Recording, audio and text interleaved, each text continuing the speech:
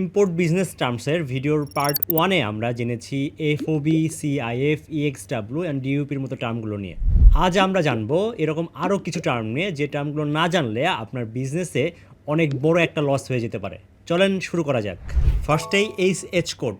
HH code হলো এমন একটা কোড, প্রোডাক্টের একটি ইন্টারন্যাশনাল নাম্বার যা দেখে বোঝা যায় প্রোডাক্টটি আসলে কী ধরনের। এই কোড না বুঝলে আপনি কাস্টম ক্লিয়ারেন্স সহ অনেক ধরনের ঝামেলায় পড়তে পারেন এবং জরিমানা ফেস করতে হবে আপনাকে। এরপর আসে এমওকিউ, মিনিমাম অর্ডার কোয়ান্টিটি, অর্থাৎ আপনাকে কমপক্ষে কয়টি প্রোডাক্ট পারচেস করতে হবে। নির্দিষ্ট কোয়ান্টিটির প্রোডাক্ট এর নিচে কোনো সেলারই কিন্তু সেল করে না। এরপর আসে এফসিএ, ফ্রি ক্যারিয়ার অ্যাগ্রিমেন্ট। এর সময় সেলার আপনার এগ্রিমেন্ট অনুযায়ী প্রোডাক্টের নির্দিষ্ট জায়গায় পৌঁছায় দিবে। এরপর অন্য সব কস্ট অ্যান্ড রেসপন্সিবিলিটি সব কিছু আপনাকে বেয়ার করতে হবে। এরপর আসে এফএএস, অর্থাৎ ফ্রি অ্যালংসাইড শিপ। এই কন্ডিশনের সময় সেলার আপনার ইম্পোর্টেড প্রোডাক্ট জাহাজের পাশে ফিক্সড কোনো একটা পোর্টে পৌঁছায় দিবে।